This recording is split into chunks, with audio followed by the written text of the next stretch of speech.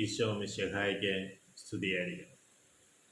ഈശോ മിശിഹായിൽ സ്നേഹിക്കപ്പെടുന്ന മാതാപിതാക്കളെ, സഹോദരങ്ങളെ, മംഗളവാർത്താകാലത്തിലേക്ക് നമ്മൾ പ്രവേശിച്ചു കഴിഞ്ഞു.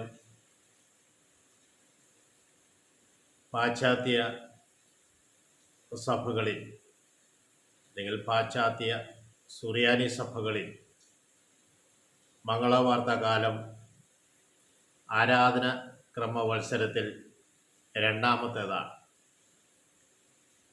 എന്നാൽ പൗരസ്ത്യ സുറിയാനി സഭകളിലും പാശ്ചാത്യ സുറിയാനി സഭകളിലും മംഗളവാർത്താകാലം അല്ലെങ്കിൽ സുബാറ അല്ലെങ്കിൽ സുബോറോ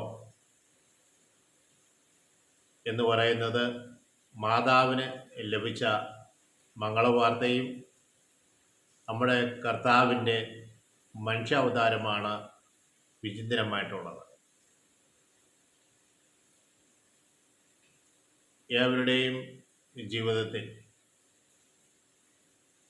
പ്രത്യേകിച്ച് സമാധാനത്തിൻ്റെയും രക്ഷയുടെയും പ്രത്യാശയുടെയും പുതുയുഗത്തിലേക്ക് ഓരോ വ്യക്തിയും പ്രവേശിക്കുകയാണ്.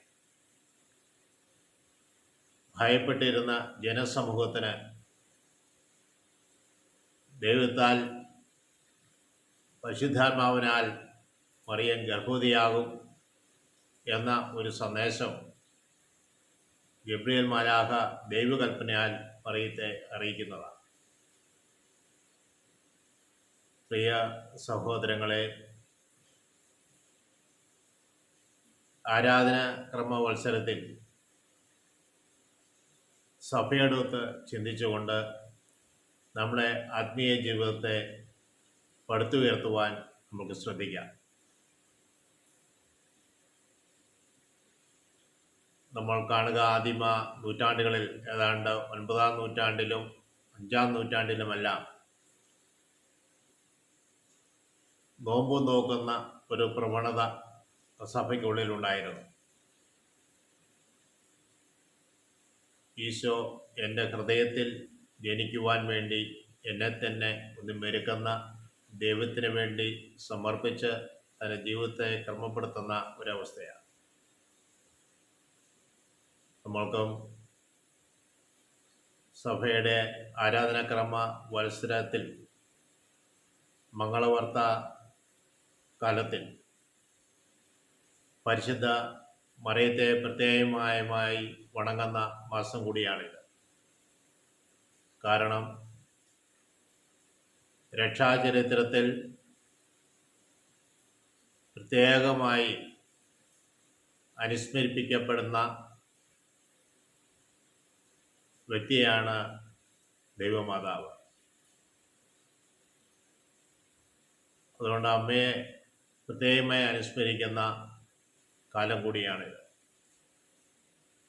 വിശുദ്ധന്മാരുടെ ആദ്യ തിരുനാൾ ആഘോഷങ്ങൾ മംഗളവാർത്ത പിറവിക്കാല വത്സരത്തിൽ